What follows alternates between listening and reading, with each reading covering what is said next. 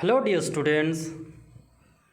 I am your English teacher Benjamin Soren from KV number 2 Itanagar.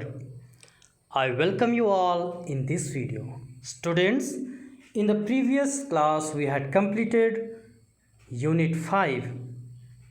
So today we are going to start a new unit, and that is Unit 6.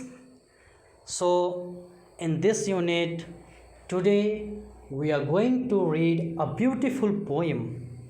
Yeah, as you can see the title of the poem. What is the title of the poem? Mr. Nobody. Yeah, so let's first recite it. I am reading it for you. Mr. Nobody. I know a funny little man, as quiet as a mouse, who does the mischief that is done in everybody's house. There is no one ever sees his face, and yet we all agree that every plate we break was cracked by Mr. Nobody. So students, I have read the poem for you once again.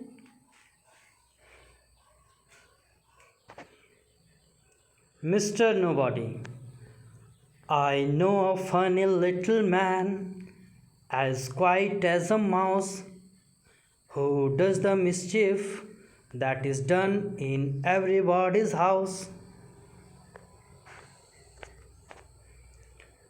There is no one ever sees his face, and yet we all agree that every plate we break was cracked by Mr. Nobody.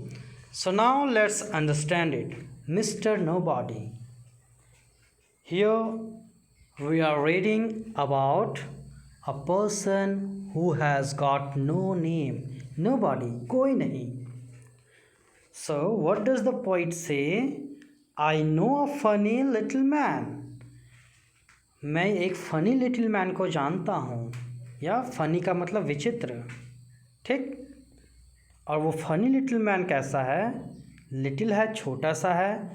As quiet as a mouse, और quiet ये word QUIET, quiet का मतलब होता है शांत, और वो शांत रहता है किसके जैसा? माउस के जैसा, चूहे के जैसा।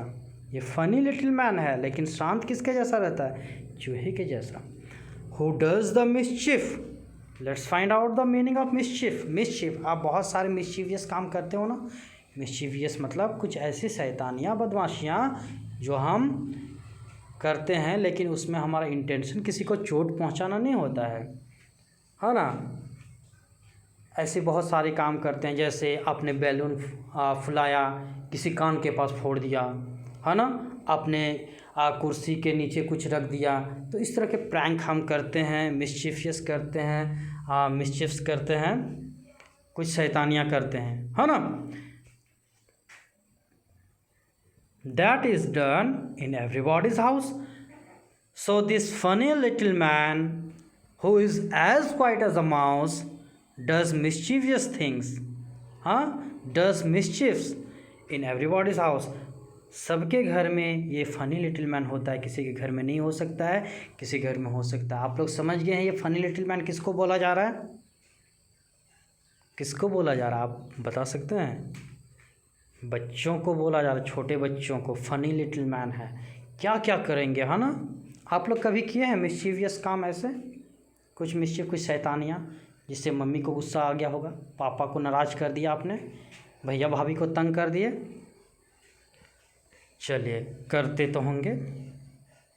आगे पढ़ते हैं। There is no one ever sees his face. और कितनी विचित्र बात है कि कोई उसका चेहरा नहीं देखा। फेस मतलब चेहरा, है ना। मिस्टर नोबॉडी है, कोई नहीं जानता है, सबके घर में पाया जाता है, लेकिन उसका चेहरा कोई आज तक देख नहीं पाया, है ना। And yet we all agree. Agree means सहमत होना, ठीक है।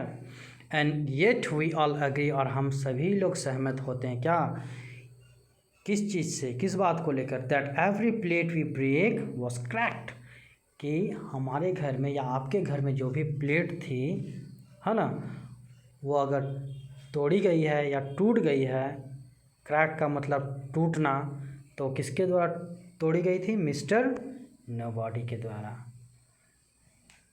तो बच्चों,